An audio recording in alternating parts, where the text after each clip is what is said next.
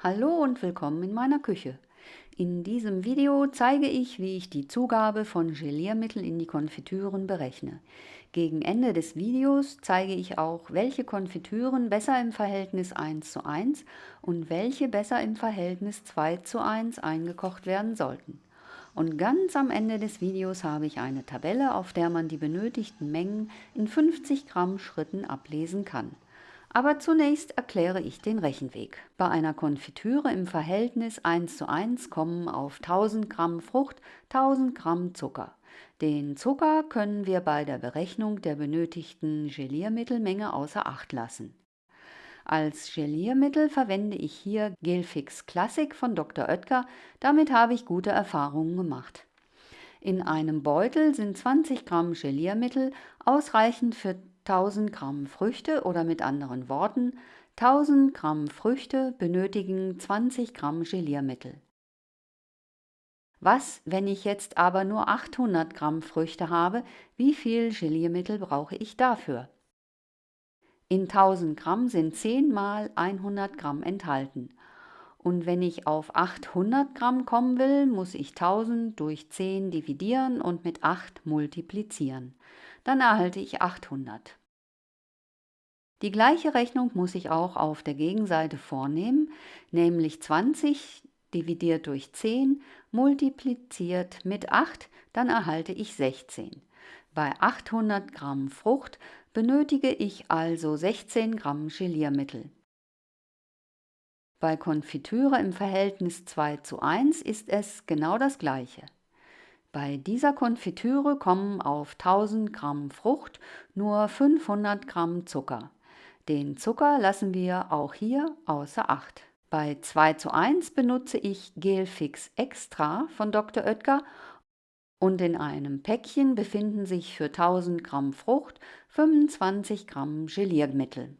Und auch hier wieder die Frage, bei 800 Gramm Frucht wird wie viel Geliermittel benötigt? Um von 1000 auf 800 zu kommen, muss ich also wieder durch 10 dividieren und mit 8 multiplizieren und auf der Gegenseite mache ich das gleiche.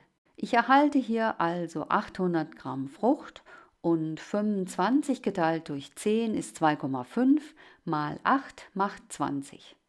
Bei einer Konfitüre im Verhältnis 2:1 benötige ich bei 800 Gramm Frucht also 20 Gramm Geliermittel. Man kann das auch mit einem Dreisatz ausrechnen. Bei Konfitüre 1:1: Wie viel Geliermittel, abgekürzt GM, benötige ich bei 690 Gramm Frucht, wenn ich bei 1000 Gramm Frucht 20 Gramm Geliermittel benötige? Also 690 mal 20 geteilt durch 1000 macht 13,8. Es werden 13,8 Gramm Geliermittel benötigt. Oder bei Konfitüre 2:1: Wie viel Geliermittel benötige ich bei 350 Gramm Frucht, wenn ich bei 1000 Gramm Frucht 25 Gramm Geliermittel benötige? Also 350 mal 25 geteilt durch 1000 macht 8,75. Es werden also 8,75 Gramm Geliermittel benötigt. Hier habe ich eine Tabelle zusammengestellt für alle die, die keinen Taschenrechner zur Hand haben. Da manche Wagen das Gewicht nur in 2 Gramm Schritten anzeigen, habe ich mir eine Feinwaage zugelegt, die auf 2 Stellen hinter dem Komma genau abwiegt. Damit kann man die benötigten Mengen gut abwiegen.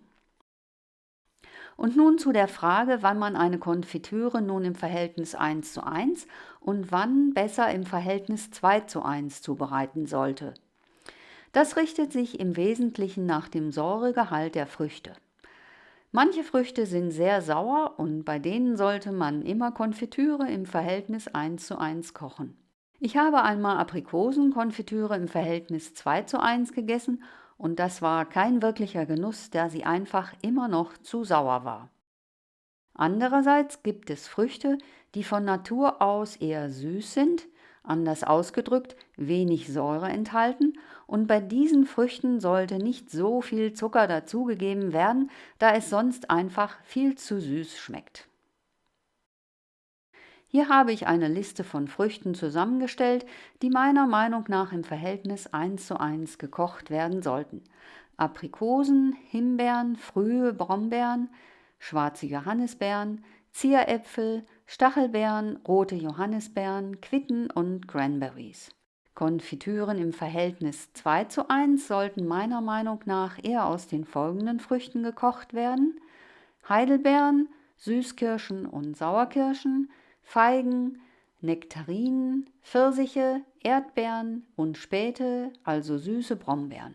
Für einen Screenshot habe ich die Liste auch nochmal im Querformat abgebildet, ebenso die Tabelle mit den Geliermittelzugaben.